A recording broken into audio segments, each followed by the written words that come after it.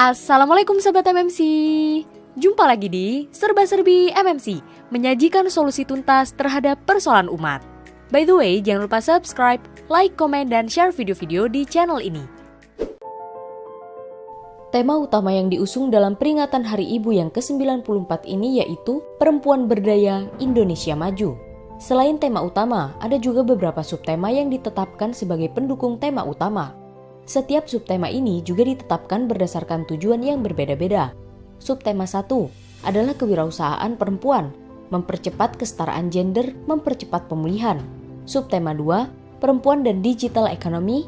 Subtema ketiga, yakni perempuan dan kepemimpinan. Dan subtema 4, peringatan Hari Ibu 2022, perempuan terlindungi, perempuan berdaya. Seluruh subtema tersebut sangat nampak mengarahkan perempuan pada pemberdayaan ekonomi. Subtema pertama misalnya, disebutkan bahwa tujuannya adalah untuk mendorong kewirausahaan perempuan dengan mendorong adanya kebijakan publik untuk mengatasi unpaid care work, mendorong peningkatan kemampuan wirausaha perempuan dalam pemanfaatan teknologi dalam berusaha, serta mendorong kemampuan berwirausaha bagi perempuan penyintas kekerasan.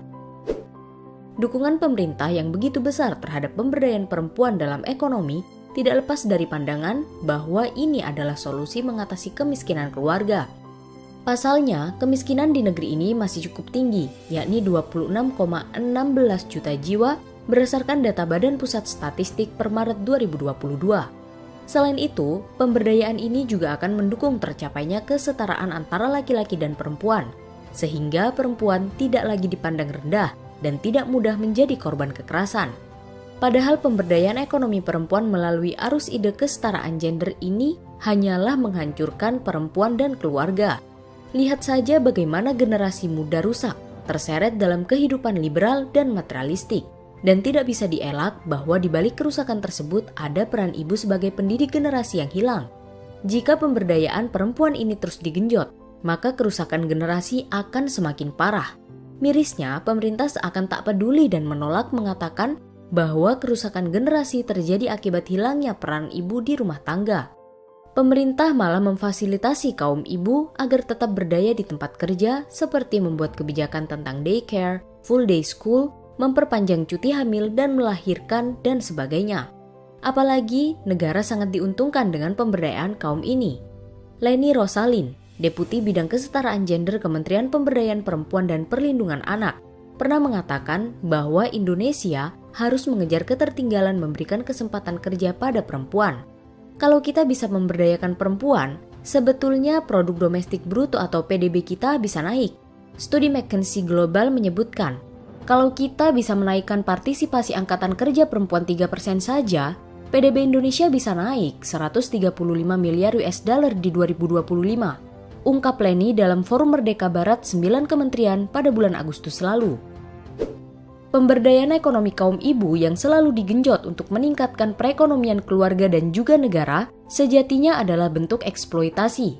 Pemberdayaan ibu seharusnya dikembalikan kepada peran utama ibu sebagai pendidik generasi calon pemimpin masa depan. Pemberdayaan sebagai ibu generasi tentu butuh sistem pendukung yang dibangun oleh negara dalam semua sistem kehidupan. Dengan demikian, ibu bisa fokus dalam mengemban tugasnya dan tidak dibebani dengan kewajiban mencari nafkah. Sistem pendukung tersebut adalah sistem kehidupan Islam yang berasal dari Al-Khaliq, pencipta dan pengatur kehidupan. Sistem kehidupan Islam ini akan terwujud dalam negara yang menerapkan politik ekonomi Islam, yakni Khilafah Islamiyah. Politik ekonomi Islam menjamin pemenuhan kebutuhan dasar bagi setiap individu dengan pemenuhan yang menyeluruh.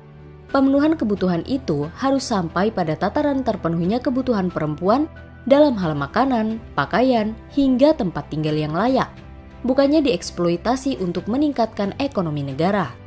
Dalam naungan khilafah, bekerja bagi seorang perempuan hanyalah pilihan, bukan tuntutan keadaan. Islam menjamin kebutuhan pokok perempuan dengan mekanisme kewajiban nafkah pada suami, ayah, atau kerabat laki-laki bila tidak ada suami atau ayah.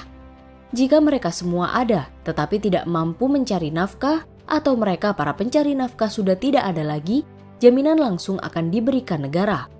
Negara akan memberikan santunan tiap bulan yang mencukupi kebutuhan asasiah para perempuan dalam kondisi tersebut. Syekh Taqiyuddin An-Nabhani dalam kitab Nizam al-Ijtima'i fil Islam menyatakan bahwa dalam rumah tangga Allah memberikan peran bagi suami sebagai pemimpin rumah tangga yang wajib memimpin, melindungi, dan menafkahi anggota keluarganya. Sedangkan peran istri sebagai ibu dan pengurus rumah tangga bertanggung jawab mengatur rumahnya di bawah kepemimpinan suami.